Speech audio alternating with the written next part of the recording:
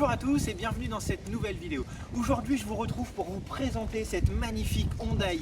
Merci à Honda France. Ils me l'ont prêté pendant une semaine, j'ai pu vraiment me faire la main sur cette voiture, elle est juste extraordinaire, c'est pourquoi je voulais vous la présenter. Il y a une vidéo bien évidemment de l'essai complet sur cette voiture, il y aura également une vidéo concernant l'éco-conduite, mais en attendant, la voiture elle est là, je vais vous la présenter, on va faire le tour de la voiture, vous allez voir l'intérieur également parce que c'est vraiment plus à l'intérieur que ça se passe. Néanmoins sur l'extérieur on a quelques petites particularités et vous allez voir, elles sont vraiment sympas. Avant toute chose, j'aimerais juste apporter une petite précision. Quand cette voiture a été présentée, il y a eu énormément de commentaires. Beaucoup de gens ont critiqué un peu la voiture en disant ils ont copié sur la Golf, ça rappelle les premières Golf, etc. etc. On n'y est pas du tout. Je vous le dis tout de suite, pour la simple et bonne raison, c'est que la Hyundai récupère tout simplement les codes de la Civic SB1 qui était sortie en 72. Une Civic SB1, ça ressemble à ça. Ou alors, on pourrait également penser qu'elle récupère quelques petites notes de la Honda N600 qui, elle, était sortie en 1967. Et une N600, ça ressemble à ça.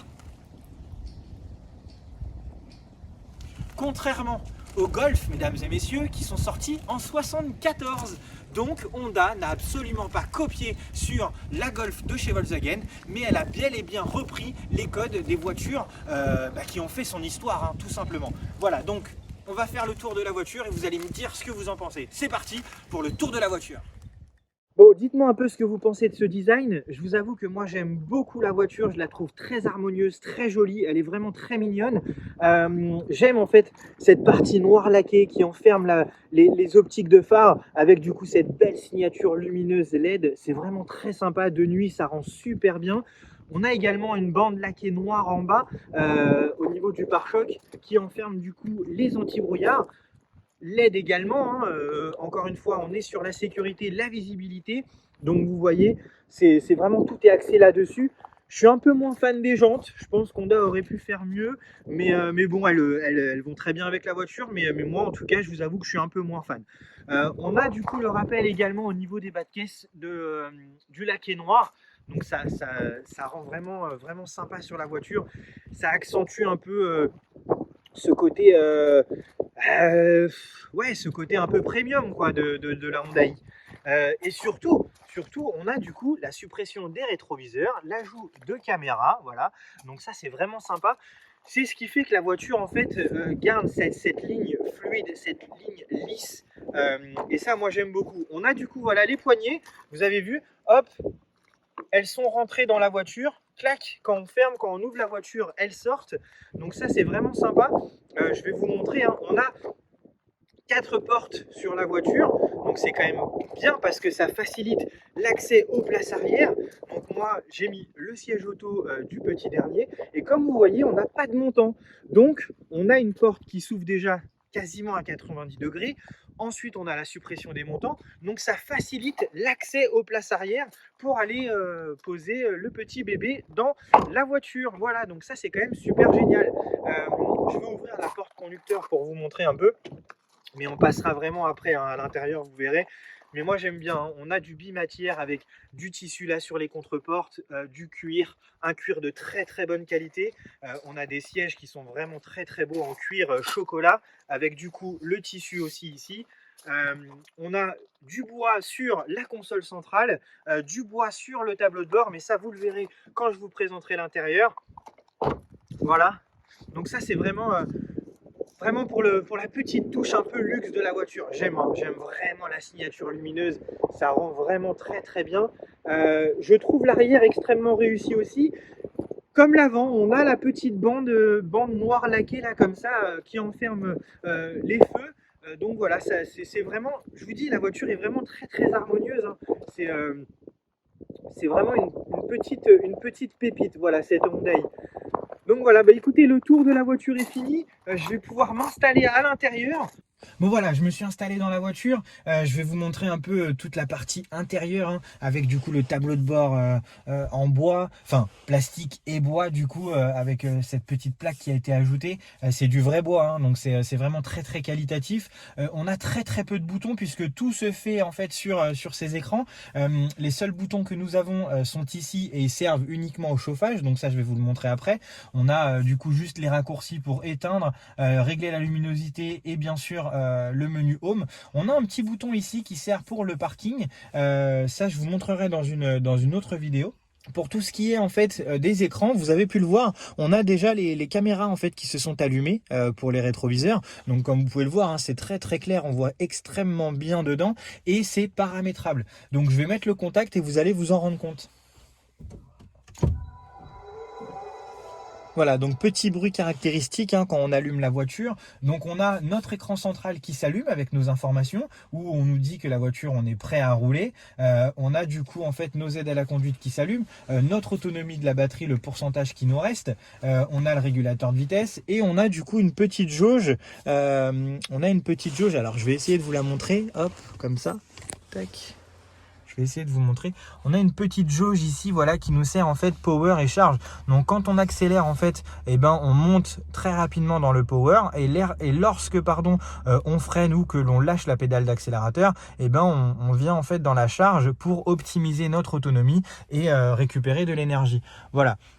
Bon, comme vous pouvez le voir également en bas, on a du coup en fait un revêtement bois qui a été également mis sur la console centrale. C'est très très qualitatif, avec du coup le sélecteur de mode pour passer en mode normal ou en mode sport.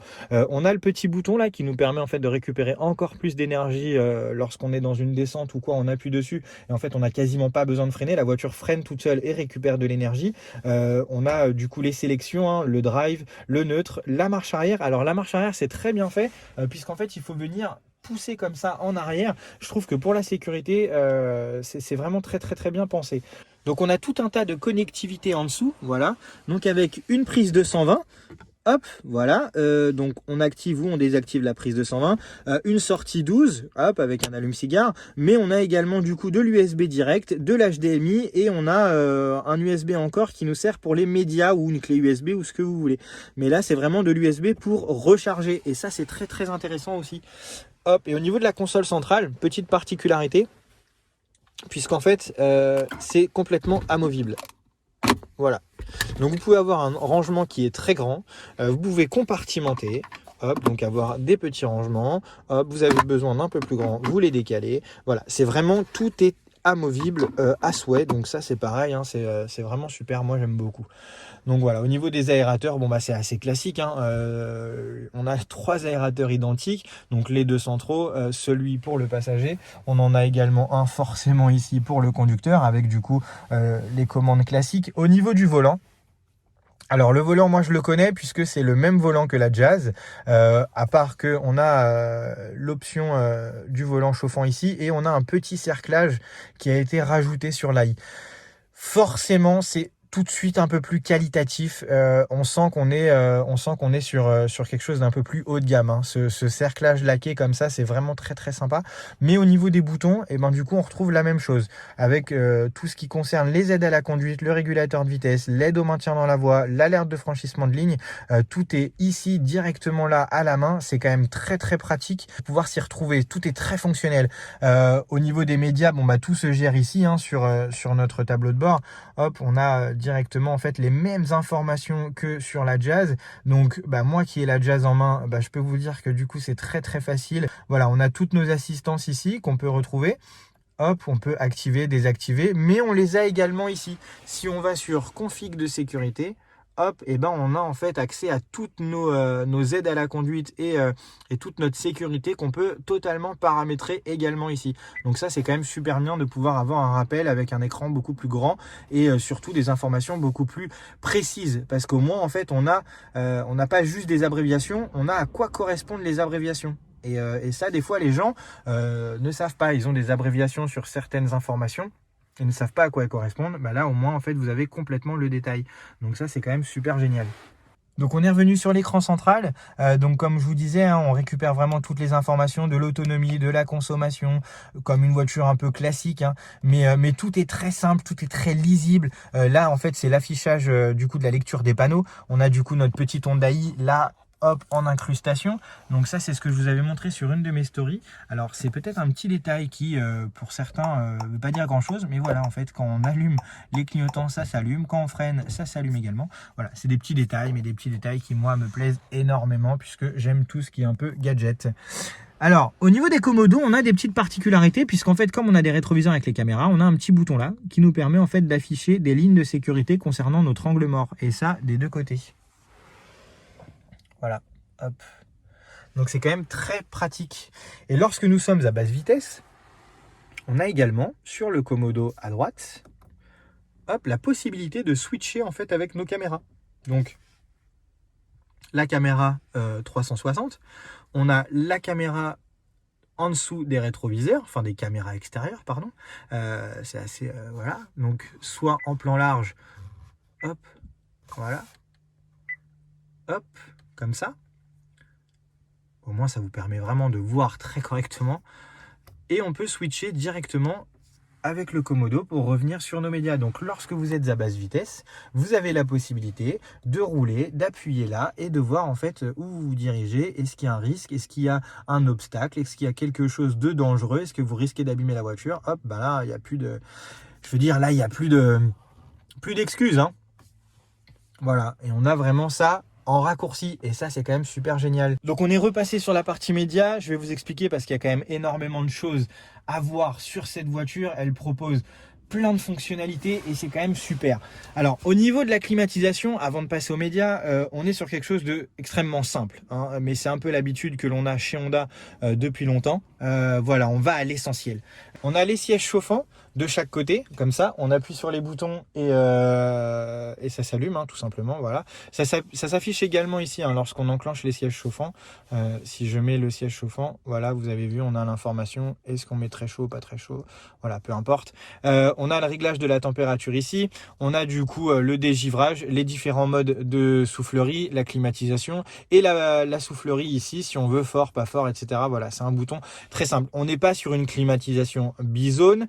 On est sur une climatisation classique, mais encore une fois, c'est très simple, très fonctionnel. Et comme je vous ai dit au départ de la vidéo, il n'y a pas de bouton ou très peu. En ce qui concerne les médias, vous allez voir au niveau de l'écran, c'est quand même assez fonctionnel et on a énormément d'informations. Et donc, du coup, je vais me remettre sur le menu de la voiture et vous allez voir que c'est super génial. Bon, mon téléphone étant relié en Apple CarPlay, du coup, je vous montre, hein, on a les applications de l'Apple CarPlay. Donc, comme je vous ai dit, l'écran est extrêmement large. On a une très bonne visibilité en fait sur cet écran et donc c'est beaucoup plus pratique et beaucoup plus lisible. Donc les choses que je voulais vous montrer, c'est que vous avez vu, on a du coup un menu ici et deux grands écrans principaux ici. Donc l'avantage c'est quoi? C'est que ici en fait on a la même possibilité qu'ici. Donc si vous avez un passager, il peut avoir accès aux mêmes fonctionnalités que vous en étant là. Voilà, il appuie sur toutes les applications et en fait ici sur son écran vont défiler toutes les applications disponibles. Donc l'aquarium, l'audio Bluetooth, le débit de puissance, bref, tout ce que vous voyez en fait décrit, il y a accès. Et donc tout ça est bien sûr personnalisable, c'est-à-dire que au niveau des raccourcis ici, vous pouvez en fait jouer avec les raccourcis par rapport à ce qu'il y a ici. Donc c'est à vous en fait de définir ce dont vous avez besoin. Voilà. Ensuite, là par exemple, on a les médias qui sont affichés ici et on a du coup la partie navigation qui est affichée ici via Waze et donc via l'Apple CarPlay toujours. Mais par exemple, si je mets la navigation, que je suis en train de conduire et que je dis bah tiens j'ai un passager, je vais en profiter, je vais lui demander de faire la navigation à ma place. Et ben en fait on a un petit logo ici qui est très très pratique qui nous permet hop, et ben de switcher les écrans. Voilà, et en fait, ce qui fait que mon passager va se retrouver avec l'écran de navigation en face de lui, et donc il va pouvoir gérer la navigation pour moi, et inversement pour les médias.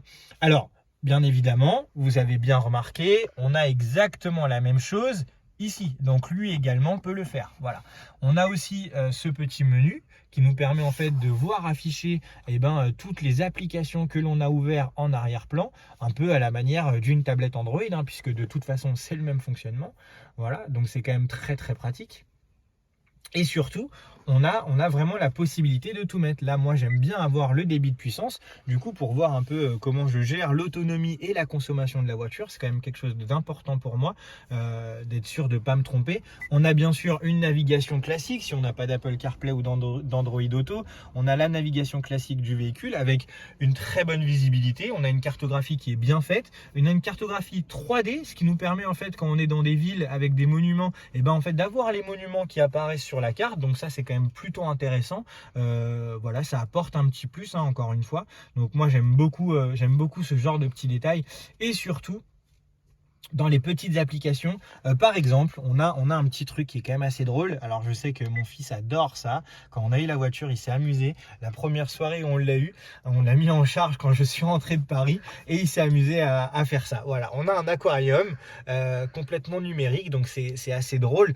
C'est assez reposant en fait, hein, quand on est dans la voiture, et on a du coup cette possibilité de donner à manger aux poissons. Quand on appuie, en fait, voilà, on lâche des petites graines et on donne à manger aux poissons. Donc c'est assez sympa. Voilà, donc on peut changer, hein, les types d'aquarium. Voilà, si on veut une ambiance un peu différente, si on veut changer le nombre de poissons par rapport au type de poisson que l'on veut dans l'aquarium, voilà, tout est totalement personnalisable à souhait.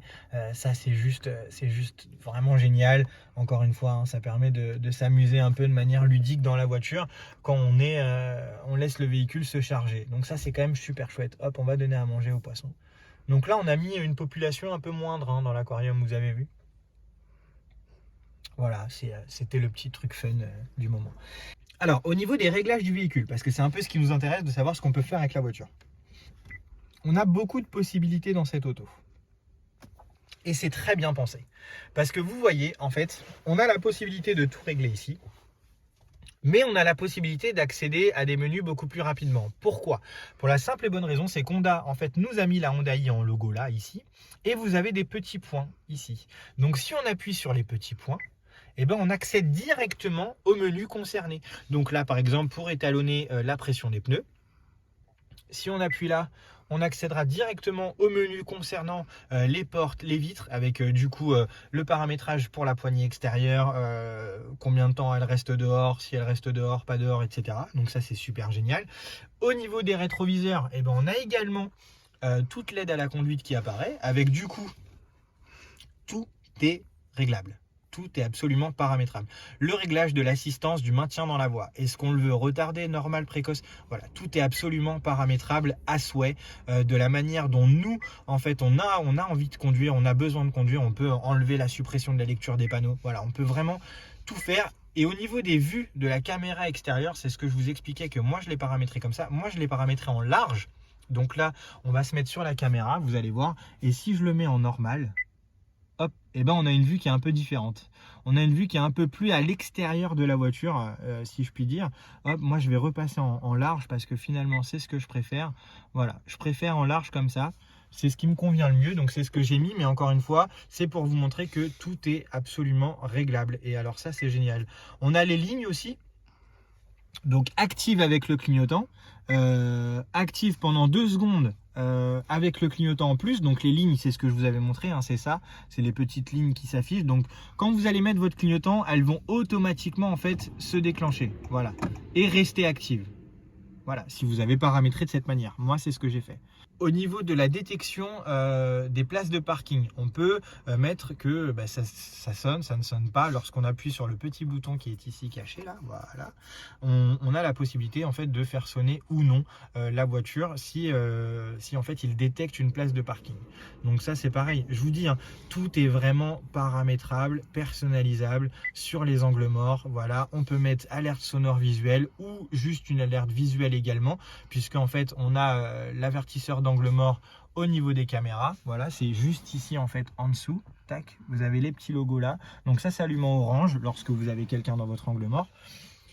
Donc ça, c'est quand même aussi pratique. Donc voilà, c'est ce que je vous dis. Vous voyez, hein, on va pas tous les faire parce que la vidéo durerait quasiment 1 heure, voire même plus, si on devait tout détailler.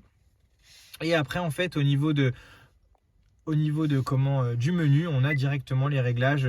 Voilà, on a directement les réglages dont on a besoin avec du coup un peu un raccourci, quoi, si je puis dire. Voilà, hop, est-ce qu'on veut la mise hors tension automatique avant de, genre quand on s'éloigne de la voiture, quand on se rapproche de la voiture, si jamais elle se coupe, enfin elle se ferme ou elle se ferme pas. Voilà, tout est vraiment. Honda a été très fort, hein. On a de quoi s'amuser pendant des heures et des heures. Donc, moi, j'ai passé beaucoup de temps dans la voiture pour voir en fait toutes les multitudes de choses que l'on a, la commande vocale, voilà. Mais tout est très fonctionnel en fait. C'est vraiment ça qui est déroutant, c'est que on se prend très très vite au jeu. Voilà, on a vraiment là un fond d'écran qui est quand même très apaisant. Hein. Je peux vous dire, quand vous mettez votre voiture en charge, vous venez vous asseoir dans votre voiture, vous êtes au magasin, vous mettez votre voiture en charge, vous asseyez. Hop, il vous reste quelques minutes de charge, et ben je peux vous dire que c'est reposant. Et ça, franchement, c'est quand même super génial. Hop, ça c'est ce que je vous ai montré tout à l'heure, où on a la configuration du système. Hop, et avec la partie intérieure aussi. Voilà, parce que tout à l'heure, je vous ai montré la partie extérieure, et on a la partie intérieure avec du coup le volant, le rétroviseur qui est ici, hein, qui du coup lui aussi bénéficie d'une caméra. Puisque quand on fait ça, hop, et ben ça s'allume. Et donc la caméra est totalement réglable. Où est-ce qu'on peut régler la luminosité, la hauteur de la caméra, l'inclinaison de la caméra, le recul également. Enfin, c'est juste fou, quoi. C'est juste fou.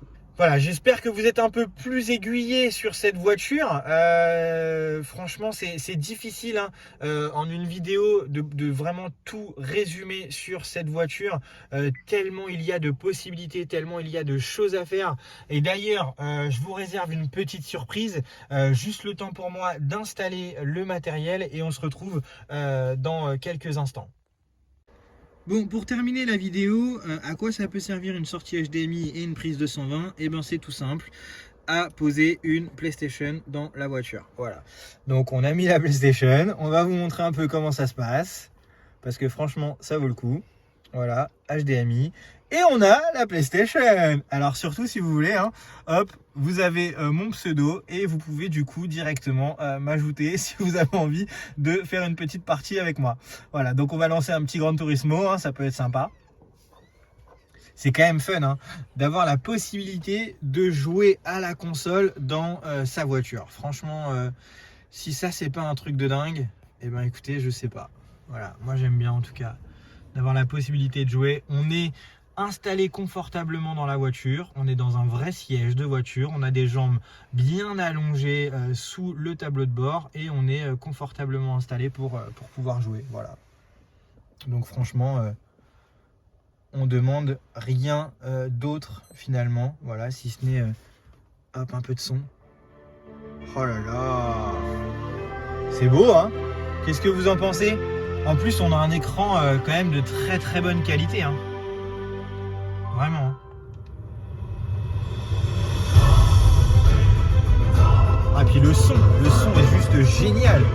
On a vraiment un son de très très bonne qualité. On a du coup le son qui est diffusé partout. Donc ça c'est super génial. Je vois qu'il y en a un qui était pressé de jouer. Donc du coup il nous a mis directement sur le menu apparemment. Hein, donc voilà. Bon bah les amis, en tout cas j'espère que cette petite vidéo de présentation de la voiture vous a plu. Nous on va vous laisser, on va se faire une petite partie de Gran Turismo, hein. On va se détendre un peu après cette longue journée.